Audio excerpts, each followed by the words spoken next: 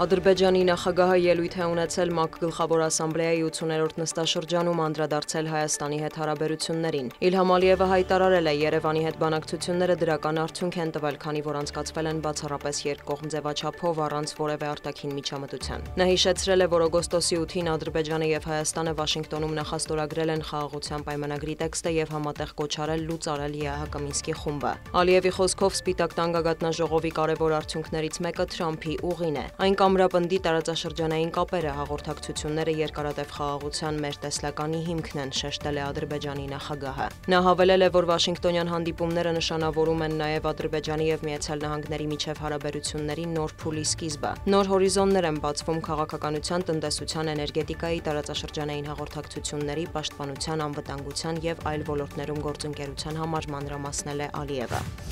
Իրանը եւ Ռուսաստանը 25 միլիարդ դոլարի համաձայնագիր են կնքել Հորմոզ ատոմակայանի կառուցման մասին։ Իռնալրատվական գործակալության տվյալով այն բաղկացած կլինի 4 էներգաբլոկից։ Նախագծի համար հատկացվել է 500 հեկտար տարածք, ներկայումս իրականացվում են նախապատրաստման եւ ինժեներական աշխատանքներ։ Ատոմային էներգետիկայի ոլորտում գործակցությունը Կրեմլում քննարկել են նաեւ Ռուսաստանի եւ Բելարուսի նախագահները։ Ալեքսանդր Լուկաշենկոն հայտարարել է Բելարուսի արևելքում նոր ատոմակայան կառուցելու հնարավորության մասին։ Նրա խոսքով անհրաժեշտության դեպքում էլեկտրաէներգիայով կարող են ապահովել նաև ռուս-ուկրաինական պատերազմի ընթացքում Ռուսաստանի վերահսկողության տակ անցած շրջանները։ Ռոսատոմը արդեն մշակել է մեր ատոմային էներգետիկայի ոլորտի ընդլայնման տարբերակները, սակայն չեմ ցանկանում հրապարակավ քննարկել ֆինանսական հարցերը, հավելել է Լուկաշենկոն։ Վլադիմիր Պուտինն էլ շեշտել է, ֆինանսավորումն ընդհանրապես խնդիր չէ։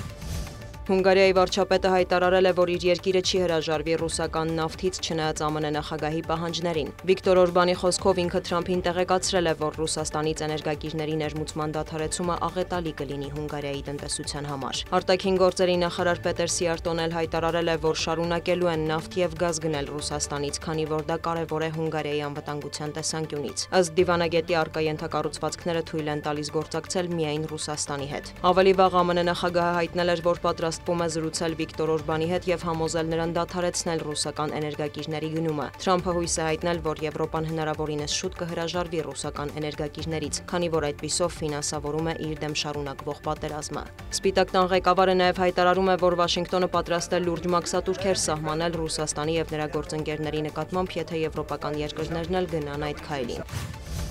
Համասից հայտարարել են, որ պատրաստ են հրաժարվել Գազայի հատվածի վերահսկողությունից, սակայն վայր չեն դնի զենքը եւ չեն հանձնվի։ Նաեւ Պաղեստինյան շարժման քաղբյուրոյի անդամ Ղազի Համադի խոսքով Համասը պաղեստինյան հասարակության մաս է, ուստի չի կարող դուրս մնալ Գազայում կարգավորման շուրջ բանակցություններից։ Նա մտահոգություն է հայտնել, որ բանակցային գործընթացը լիովին սառեցված է, ինչի համար Համադը մեղադրել է այդ թվում Վաշինգտոնին։ Մերձավոր Արևելքում իրավիճակին է անդրադարձել Դոնալդ Թրամփը։ Սպիտակ տանը լրագրողների հետ զրույցում նա հայտարարել է, ժամանակն է Նրա համոզմամբ մոտ ապագայում Գազայի հարցով կարող է համաձայնագիր կնքվել եւ նույնիսկ խաղաղություն հաստատվել։ ԱՄՆ նախագահը նաեւ հավատացրել է, որ թույլ չի տա Իսրայելին բռնակցել Հորդանան գետի արևմտյան ափը։ Չնայած հրեական բնակավայրերի ընդլայնմանը Իսրայելից հայտարարում են, թե արևմտյան ափը բռնակցելու նպատակ չունեն, ընդհանրապես քննարկում են իսրայելական օրենսդրությունը տարածաշրջանի իսրայելական համայնքների վրա տարածելու հնարավորությունը՝ ի պատասխան մի շարք երկրների կողմից Պաղեստինի պետության ճանաչման ալիքի։ Իսրայելի արտգործնախարարը հավատացրել է, որ չեն ցանկանում վերահսկել պաղեստինցիներին։ Դիանա Գասպարյան, լուրեր։